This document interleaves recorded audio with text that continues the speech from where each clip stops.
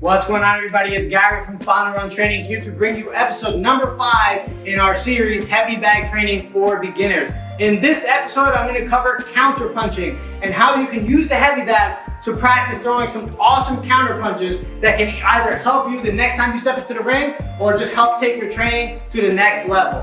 Stay tuned.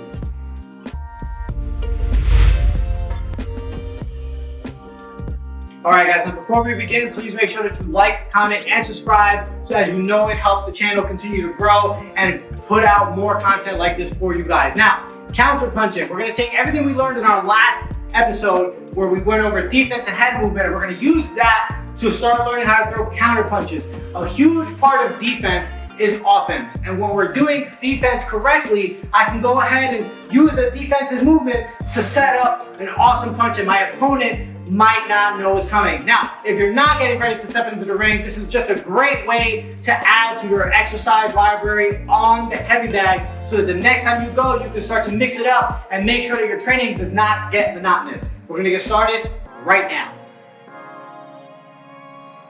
All right guys, so now for counter punching, basically what we're gonna do is off of those 3 defensive movements that we learned, which was sit, block on each side, combing your hair, or the duck under. After each one of those movements, we practice throwing a punch. Now, if someone's throwing a punch at me and I block like this, now's a good time to throw the left hand. So if I'm blocking with my right, I throw with my left. If I'm blocking with my left, I throw with my right. So it looks something like this. Let's do block with the right, throw the hook, block with the left, throw the cross.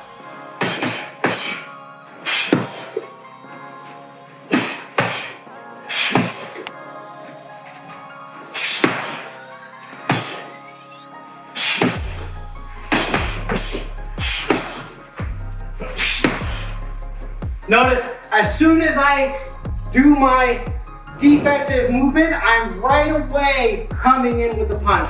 I do my defensive movement, I'm right away coming in with another punch. Let's get into the duck unders.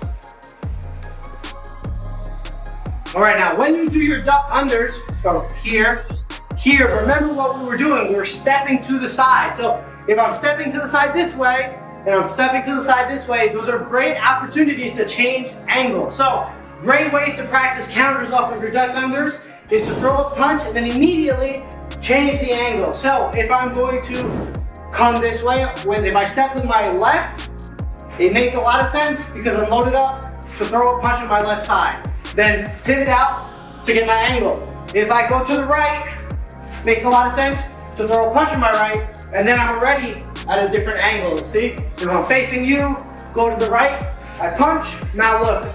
My angle is different. If I'm facing you, go to the left, punch, turn out, now my angle is different. So on the heavy bag, we use this to practice changing angles. So I'm here, I'm gonna come under, body, turn out. If I'm here and I step to the side, right, shuffle out, okay? Go to the left, punch, pivot out. I'm here, I go to the right, punch, shuffle out to make sure that I keep my angle. And notice, now I can start working different angles and different punches on that side. Last one, let's go over your sit and block.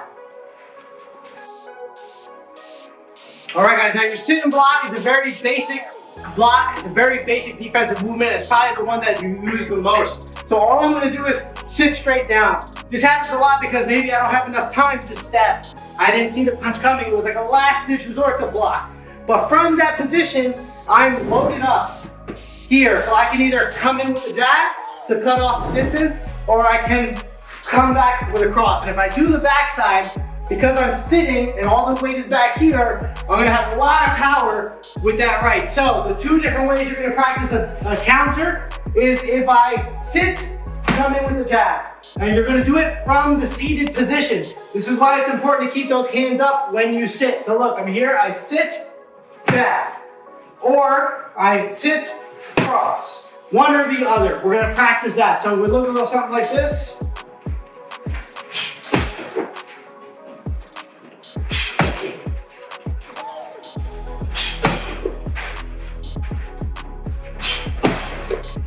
Just like that. Start mixing those up. Now, once you practice all three of the different ways that you can try to counter, now what you want to do is try to mix them up, and that's going to make it look and simulate what a real fight would look like. It would look a little something like this.